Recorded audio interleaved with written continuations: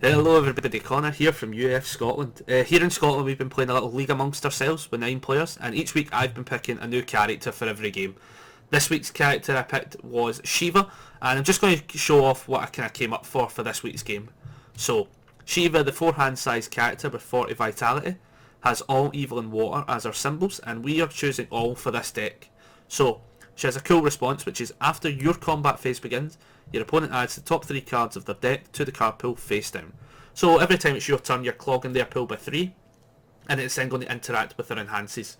So the first enhance is you can discard one of your cards to choose one card in your opponent's card pool, and it doesn't clear from the card pool during the end phase. So instantly we have a response that's going to start clogging the pool, and we have an enhance ability that as long as we can afford to discard, we can start locking that card into play, so that when it gets to their opponent's turn, they're going to have more cards already in play, just making their turn harder to play out.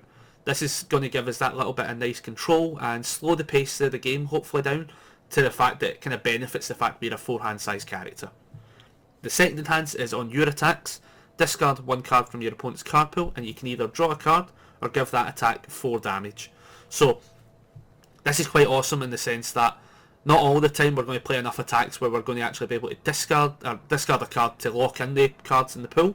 So it's nice actually just to be able to discard the ones we can't actually affect from the opponent's card pool, and either get like a draw out it or actually just give it extra damage, forcing them to block, or for it just to do extra damage. So it's so cool. Shiva's got a really cool response that changes up the game in a nice way, and the enhances just trigger so perfectly. So really cool. So we're going to fire into the attack package first. So, first of all, we want to be able to utilise Shiva as much as possible. We want to be locking in as much as possible during our turn. So one way of doing that, especially the fact we're a 4-hand size character, is being able to use that first effect of discarding a card without really actually paying for it overall.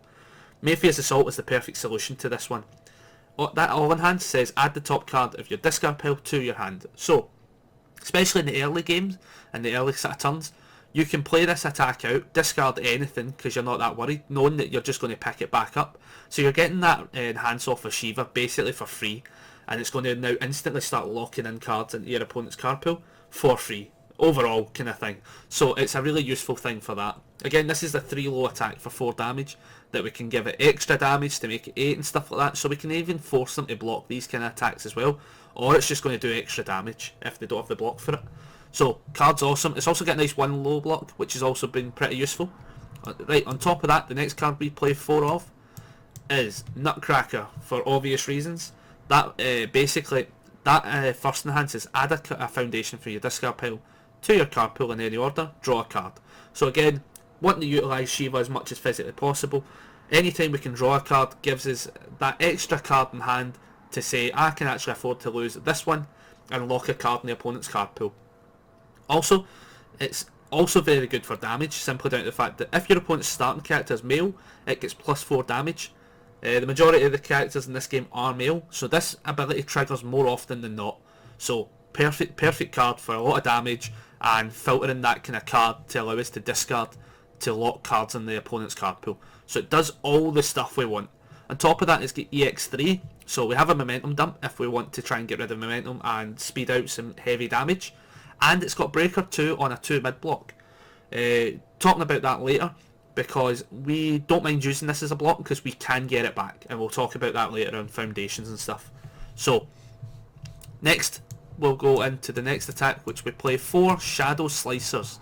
Reason we play 4 Shadow Slicers, again, the card's just busted at the end of the day. The card is mental, and for us personally it works really well. So, we want to try and play as many attacks as possible and such, and be able to lock in as many cards in the opponent's card pool as possible. So this card allows us to do it really well, simply down to the fact if we are able to remove 1 copy of Shadow Slicer from the discard pile, after the attack resolves it adds back to hand, which just means we can replay it. On top of that, you can lose 2 vitality to give it plus 2 speed and plus 2 damage. So it now becomes a 6 high for 6 damage, that they're still going to have a handful of cards locked in pool and stuck in the pool anyway because it's your turn. So it really means that 6 damage is going to start adding up as you swing in, because most of the time they're not going to be able to block it.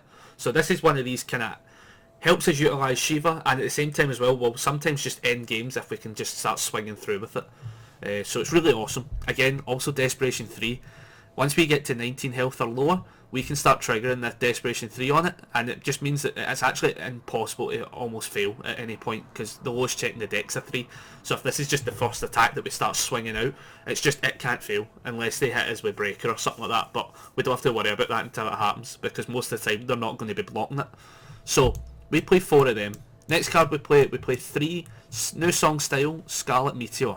So this card is again awesome. It's got Breaker 2 on a 1 mid block. So again, for the same fashion as Nutcracker, we have ways of getting this card back. So we don't mind actually using it as a Breaker response to the block, and most of the time ending their turn. As I say, the amount of cards we are locking in their pool, when it gets to their turn, you just have to hit them once with a Breaker 2, for instance, and a lot of the times you're just going to end their turn, or they're going to have to try and potentially play like a Foundation or something to like use up the Breaker, and it's just adding to the pool, and it works perfectly in this deck. On top of that, it's a 5 high for 5 damage. So a lot of the time the speed itself is just dead fast anyway, to the point where people are struggling to block. Now, the bottom enhance is really what we're looking at for this card. This is what makes this card absolutely superb in this deck. Destroy 1 Foundation, add 1 asset or 1 Foundation from your discard pile to your staging area. So we play 2 assets that if we get them in play, it's nice to have, and they're really useful. And then at the same time as well, we play a lot of Foundations that flip to do their response, or commit to do their enhance, I should say. So one of the good things of this is we can then destroy that Foundation and sometimes just bring it straight back, or find some of like the unique cards and stuff that we're playing as well. So this allows us to absolutely excel in value of those kind of cards, and this card alone increases the value of so many things because of the replayability it might have. So card is amazing, such a good card. Again as well, it's got a response and enhance as well, which is to utilise all of the assets. You enhance, you may destroy an asset in addition to discarding the momentum to pay for this attack's powerful ability. So obviously it's got powerful 4. If we get those assets out, we can pop them if we want for extra damage, on top of like Shiva giving it extra damage and stuff like that. So it's nice for that way, and it's also nice just to have momentum dumps in general. So it's good that way. Again, it's then got a response card pool. Destroy 1 asset. After an action card's played, cancel its effect. It's quite nice just to cancel effects on action cards here and there. Especially as it's a response from card pool, so again it's a perfect block, and if they do something else, it's pretty useful to have. Card's awesome. As I say, we play 3 of them because we don't have to overly rely on it, because overall we should be winning these games consistent enough with the other cards as well, where this is just a nice bit of help and setup as such. Next card we play 3 of is Ermac's Teleport Punch. So one of the things I want to be able to do is, in the opponent's turn, when the cards have been locked, they don't clear from my turn, like in my end phase, so they're stuck in the opponent's turn. One of the things that you can try and do is, obviously if they don't play attacks, then we can't lock those cards in the pool, like we can't interact with them and they're going to clear. So one way to do it is actually like to then, when they do start playing attacks, we also get to attack. So Ermac's Teleport Punch has got a response from hand. Add this card to the card pool on a 6 check, and it's after your opponent plays their first attack this turn, add it to their hand and then play this attack. So the idea is, obviously the opponent has to attack for us to interact with that, but we want more interactions with being able to lock cards in the pool. So this card does it perfectly. So we respond, they add their attack back to hand, we play this. So now what we can do is we can then do the enhance, for instance, first. On a 6 check, draw a card. Say we check a 6, we're all good, we draw a card. We now have something we can actually discard to start now locking those cards that were previously locked and will clear, now won't clear, or at least one of them won't. This also means that we can then discard extra cards, whatever else is in the pool. We can actually afford to discard them to give this attack 4 damage. The fact that this then becomes 4 mid for 8 damage really does mean a lot of times people have to block it, which now means that the opponent's probably going to have to block it before they even get to then play their first attack properly. It just means that this just clogs. It's just another kind of like nice bit of clogging of the pool in a kind of odd back to front way that works out on the long run sort of thing, and it gives us some nice outs and some nice potential damage to come through as well. So the card has been really useful, and hopefully it sees a bit of play now as well, since I don't think many people actually play it to start with, but in this deck I've been really enjoying it. So as I say, we play 3 of them. Next card we play is 2, and the last of the attacks is 2 Guilty Thrones. This card is beyond mental for this deck. So It's a 7 diff attack, so the only reason I play 2 is because even if you play both out, I mean, you're playing the first on a 7, you're going to be committing some cards. Next one you're playing on an 8, for instance, committing a handful more cards. It's not viable to play anymore. 2 is the perfect number, so you're going to see it eventually. You can find ways to get it picked up and stuff like that. So it's nice to see it and it's going to work out well, but if you had any more in the deck, you might struggle if you hit them all in the one go kind of thing. So it's useful at 2. Now, it's got 2 really good enhances. The first one being, reveal the top 3 cards of your deck. You may remove the revealed cards, and if you do so, add 2 cards from your discard pile to the top of your deck in any order. Now, that's awesome because it means we're going to stack the deck by 2. The all enhance is just draw 3 cards. So you could potentially just draw 3 blind cards if you really wanted to, but really the idea is you reveal 3 and you put 2, for instance, 2 attacks on top of the deck. Then you do the all enhance, you pick up those 2 attacks plus 1 extra card kind of thing, like for the third. That you don't know what it is, it can be whatever. But that's the kind of idea of this card. That's the setup of this card. And it's also because it's 6 mid for 7 damage. Now, whenever it's your turn, unless they're clearing the card pool through any means, that 6 speed is like essentially 9 speed when you really think about it because of the progressive they've got in play. So this is one of these kind of cards that's just going to do a lot of damage. It's going to hit through and hit hard when it does happen. And again, you're drawing a bunch of cards. So same when we say Shiva's a 4-hand size character, already just from the attack package, we're kind of lying to ourselves because we probably aren't ever going to be just holding 4 cards. We're going to be probably holding a few extra cards, if not like a nice consistency of maybe 6 odd cards at a time and stuff. So the attack package is set like that, and it's been very effective. It's been very useful in the games I've played so far. So now what we're going to do is go into the foundation lineup. So we're going to just show off the 4 ofs and just kind of why they're in the deck. So 4 Burning with Revenges is simply in the deck because Nutcracker is something we play, and we need to be able to play cards that either don't count towards progressive and interrupt our turn, and this is one of those kind of cards because it actually clears itself from the pool and it builds itself. So the enhance from card pool is your attack is plus 2 damage, and you may add this card to your staging area face down committed. So it's one of those picks for Nutcracker kind of thing that's going to clear itself and not actually interrupt our turn. So it's a perfect card for that. It's also got a bit of static text, which has actually been a lot of use. After this card's committed due to a stun ability, ready 1 other foundation. Against some stun decks, definitely being a 4-hand size character and not getting a great build turn, for instance, can catch up with you, because obviously the more they stun out, we just have no plays as such. So having a bit of stun tech is really useful, and this card actually does it really well if we actually play it out. On top of that, as I say, it really just builds itself, and it gives us also another thing, which is Scarlet Meteor. You need to be able to destroy a foundation. Sometimes it's nice to be able to destroy something that is completely useless to build something else, instead of obviously destroying some of the face downs, because as more Scarlet Meteors get played, we can actually utilise them a bit better. So card is awesome, and we play 4 of them. Next card we play 4 of is a random card, which is not over until you die. So one of the ideas obviously of the deck is we want to be seeing attacks as consistently as possible.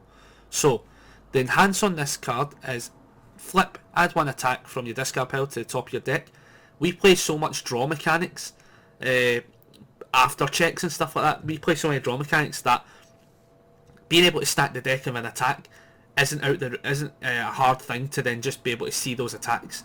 The other thing I had actually been using it for was when the opponent does play an attack and we know we're not blocking and we know we're not making any checks and stuff, sometimes just stacking the deck with attacks for our next draw step has actually worked out pretty well. So the card enhance is awesome, and again, because Scarlet Meteor is a thing, the replayability of it is there. So the value is instantly increased in these kind of cards that flip. It's also got a first form, which is commit, and if there's at least 2 attacks and you're removed from game pile, draw 1 card. We play Shadow Slicer. At some point in the game, there will be 2 of them in the remove from game style pile, and on top of that we might cycle at some point or whatever. So the actual first form commit to draw a card is also there as well. So it gives us that option to actually have one that always stays face up and can draw a card, and then there's ones that can get flipped to stack. So the card's awesome, and it's got such a good value in this deck. Next card we play 4 Sense of Morals. So again, similar vein to Burning Revenge. This card doesn't add towards progressive, so it's the perfect pick for Nutcracker. Obviously a Cassie Cage card, so they work well with each other, and it's also got an enhance. On a 4 check, ready one of your foundations that's been committed due to your opponent's effect this turn. Playable while committed. So again, it's one of these ones it helps us against stun decks and things that make us commit. That's perfect, that's what we want, and it's a nice pick for Nutcracker, so that we don't actually have interruptions to our playing while we're going through our attack runs and stuff like that. So the card's awesome for that as well. Then we'll go to the next one. We play 4 Feifeis. So Feifei flips for -3 speed. Again, with things like Scarlet Meteor and stuff like that, we can actually get these to kind of replay themselves. So the value of these kind of cards instantly increases still, so that it's still going to do that -3 speed, and we can potentially get it back. So it's a nice defensive piece to trigger on the opponent's attacks, so that we can block stuff a lot more consistently. Especially because if we can get the speed reduced and then block with our breaker attacks and stuff like that, we can just end turns, and it becomes so efficient, and it helps us play out our turn, our game I should say, at our pace. So that's what we're looking for when we look at some of these cards. So next card we play 3 Never a Day Without Training. So we play in 3 of these and not 4, simply down to the fact that we only play 2 assets, so we can't super rely on those assets being in play, simply down to the fact that Scarlet Meteor, yes, can find them, but they have to be in the discard pile, for instance, or the draw mechanics that we do have to be able to find them and then play them. So we play 3 and we don't over rely on it, but it also has a really useful, nice bit of interaction with the cards. Like, for instance, Not Over Until You Die obviously stacks a card, and then obviously we can do the bottom enhance, which is flip, discard 1 card to draw 1 card. So we can discard whatever we don't need and then draw that card that we stacked. Or, more preferably, the top enhance, as I say, if we have assets, flip and you draw a card if you have 1 or more asset in play. So the real option is what we really want is just the top enhance, but the bottom enhance is just as useful, and it just allows us to interact with the deck and allow us to draw cards and filter and stuff like that. So card's awesome. Nice 2 low block as well, which is useful. So next card we play 3 of. We play 3 Arranging a Deal. So a 1 diff foundation with a nice 6 check, and it's got a Desperation E flip, draw 1 card. So Desperation E obviously means that we have to be at 19 health or lower in order to trigger this effect, but over the course of a game you're eventually going to get to that kind of stage, or you might not, and in which case you can just blow it up and find something more useful with Scarlet Meteor. So it's got a bunch of reasons to be in the deck, but at the end of the day, once you hit that 19 health kind of thing, being able just to flip cards to draw more cards just gives us a bunch of hand. Like, it gives us so many cards in hand that we actually can afford to discard at just a nice rate where we're really not at a detriment of the game. So card's awesome. Next we play 2 English Aristocrats. So we play this for the enhance. The R is useful as well, so I'll just quickly highlight the R. The R's response flip. After you reveal any number of cards from the top of your deck, gain 3 vitality. So it's a flip response to gain 3 vitality. We do have a couple of things obviously like Guilty Throne and other foundations that will reveal a card. So it does have a use. It's not completely useless, but the top enhance is what the card's here for. Commit. Your attack with 2 or fewer printed keywords gets +3 speed. So things like Shadow Slicer and Guilty Throne are like the perfect options for this, where it gets an extra 3 speed, and if it deals damage we get 3 vitality back. So the perfect pick for this is to do on Shadow Slicers, because Shadow Slicers is going to cut us by 2 to get +2 speed, +2 damage. This just means that when we give it an extra 3 speed, and if it's not blocked or if it deals damage because it's partial or whatever, then what it means is we get that 3 vitality back, so we actually end up just kind of gaining 1 vitality from that whole kind of phase. So the card's really good and it interacts perfectly with all that sort of stuff. So we play 2. Again, it's one of those ones that basically Scarlet Meteor can find it faster, but we don't want to rely on it, because at the end of the day there is only a handful of cards that it can trigger for that, like Shadow Slicer and stuff, and once they've been played out to exhaustion kind of thing, there hits a point where you kind of obviously don't want to rely on these kind of cards. Speaking of cards that reveal, this is one of them. Fallen Angels. We play 2 of this 0 diff foundation. After you play this card, reveal the top card of your deck and you may discard it. So the idea of this is just for knowledge basically. Playing it out as a block or whatever like that, and then revealing the top card just gives us all knowledge, and knowledge is power in this game, because knowing what that check is allows you to plan better. And if it's a bad check, discarding it because we have mechanics and ways of getting those kind of attacks back, for instance, is also just as good. Again, it's also really pretty useful. I've used it a few times. I've played it, revealed a Shadow Slicer and discarded discarded it because I've actually had a Shadow Slicer in hand. So it's worked out really well. It works out in a multiple amount of ways of how useful it is as a card. So we played 2 of them. Next is a random 2 petrol powered. Now, when I started this game, I came into this game playing Mega Man. Mega Man was what drew me in it. So one of the things I like doing with my decks is if I can put Mega Man cards in it and it does work to the deck, I do tend to try and do it. So we have 2 petrol powered in the deck. After you play this card, if you have 3 or more foundations, add it to your staging area. Then you can trigger its response, which is after this card is added to your staging area, your next attack this turn gets +2 damage.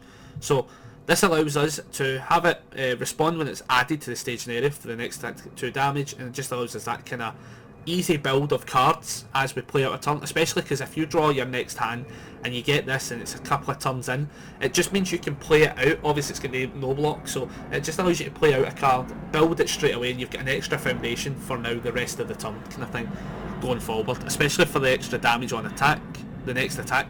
It's pretty useful. It's worked out a lot better than I thought it should have. On that note as well, that response is after it's added to your staging area.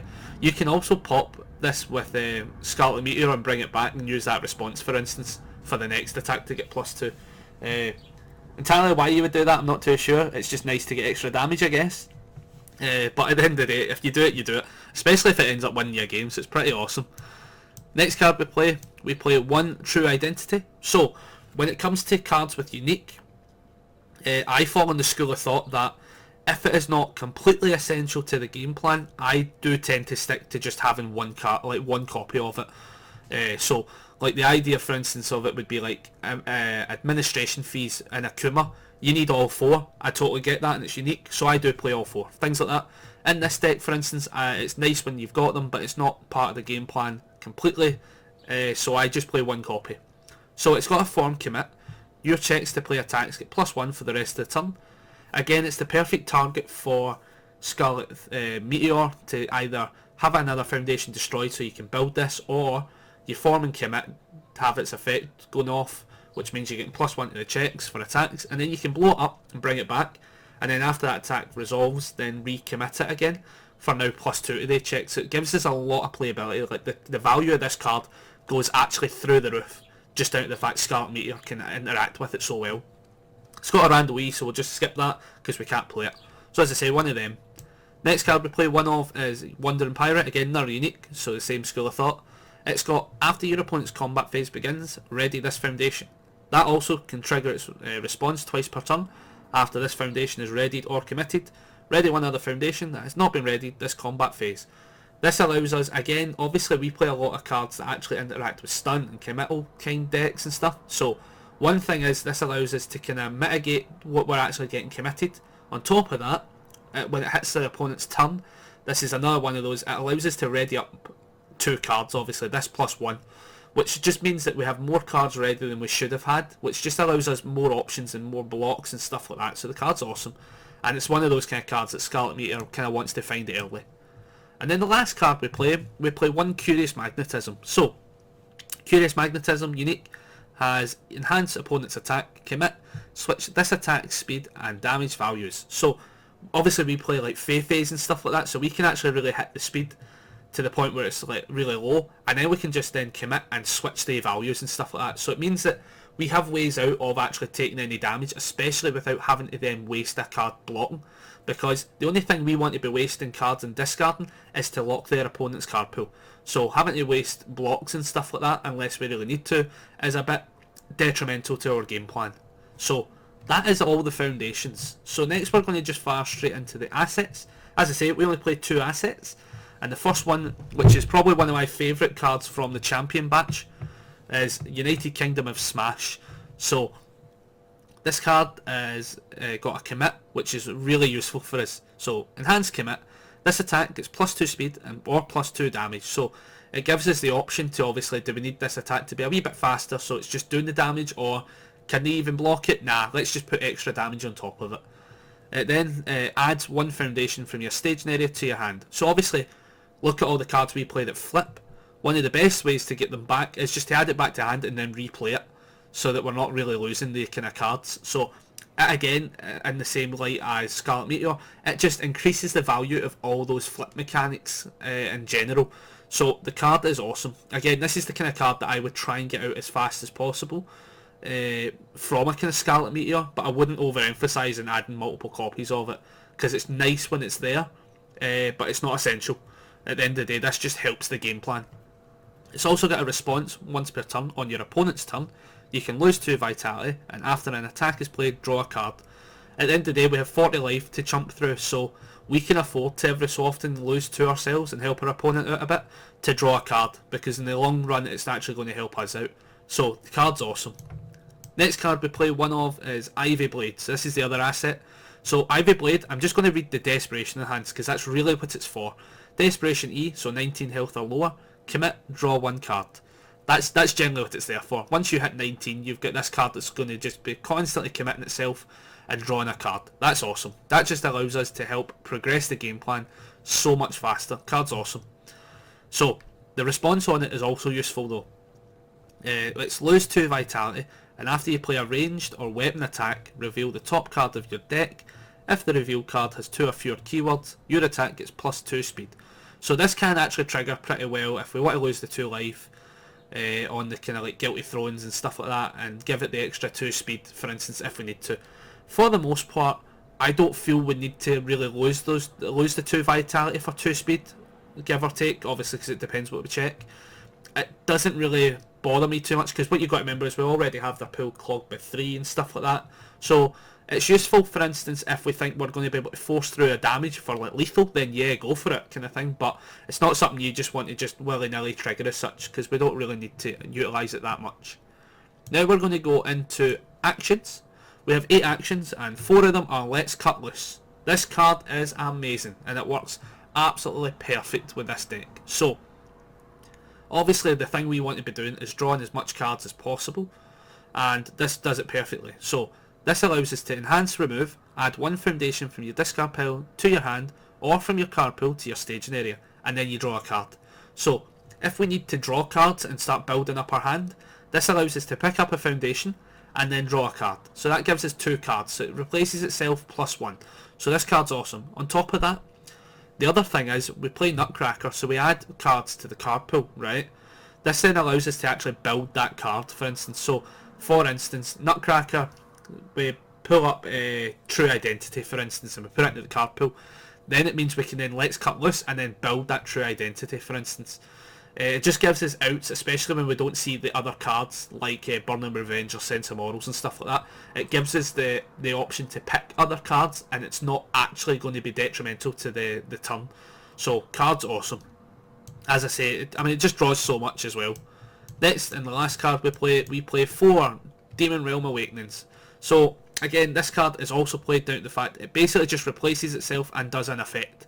So the first enhance, the enhance on it is remove. This attack gets +1 damage or -1 damage for each of its keywords.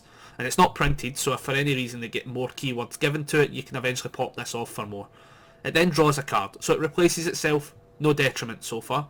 Also, if your opponent's at deadlock, you may add a copy of this card from your discard pile to your hand. One of the things I've noticed through the games playing is actually a lot of the times the opponent does actually end up going to deadlock every so often. It's not super consistent, and some people will, at their own detriment, stay at 10 cards, but it actually benefits us in 2 formats. So either the opponent builds to deadlock in order to actually pass a lot of checks, and because we're making their turn so hard, they actually need the extra foundations out.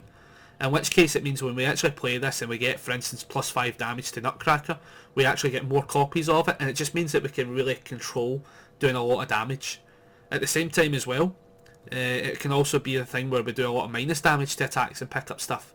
But then at the same time as well, it also threatens that idea of people going into deadlock, which is also even better for us. Like, we benefit from both scenarios. If they're in deadlock, they're building more cards to be able to pass more checks, but that just gives us the access to this card's deadlock ability, basically. And then at the same time as well, if they don't build into deadlock, it means they're stuck at 10 cards plus character, right? Which means that when we're clogging that pool and we're consistently doing it and stuff like that, when they start checking those 3s and stuff like that on attacks, I mean, you think about it, the average attack's like 4 damage, so that average attack of 4 difficulty, I should say, sorry, means that like it's actually having to play on a 7. That means like the moment they check a 3, they're having to commit 4 cards. That means that from their 10, they're already now down to 6 plus character. So it just means that then when they continue doing more attacks, or we hit them with breaker and stuff like that, it just means that checking 3s for them is absolutely game ending. So this card's awesome. It's such a good card for that, because it forces the opponent into those scenarios. Now it's got a response, which is useful as a block. Remove after you block with this card, draw a card. So again, replaces itself, awesome. If the block card was a throw attack, it deals 0 damage. So it's nice to actually just have a card to deal with the throws, because obviously one of the worst things we can have is if somebody just starts throwing throws in general, it's just going to start whittling us down in damage anyway, and we don't really want that. So having this there is a good option for it. So we have that kind of option as well, and as I say, we play 4 of them, and it's worked out really well. Overall, this deck has been super enjoyable to play. So it's a 62 card deck, so 61 cards plus character, and it's been really enjoyable playing. I've actually enjoyed Shiva way more than I thought I was going to. When I first seen her and I went, oh, 4 hand size, but she's not got the same kind of controlling of the hand like Goro, I was like, oh, I wonder how this plays out. All in Water have done really well, and I still to build a evil version and try it out, but as you can see, the deck consistently draws, and it's got so much draw mechanic that 4 hand size is a lie, guys.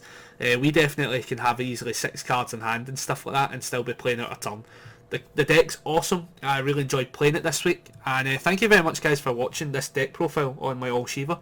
Again, if there's any decks that you would like to see built, or you would like to challenge me to see what I come up with, just comment in the comment section down below with like the character name, what symbol of the 3 you would like to see it built off of, and even if you want to hit up with an extra bit of challenge, choose a theme for the deck. Like say it's like a kick deck or something, or a punch that's got to utilise something. That'd be really quite cool, and a bit of interaction would be nice. Thank you very much, guys, for watching, and we will see you in the next video.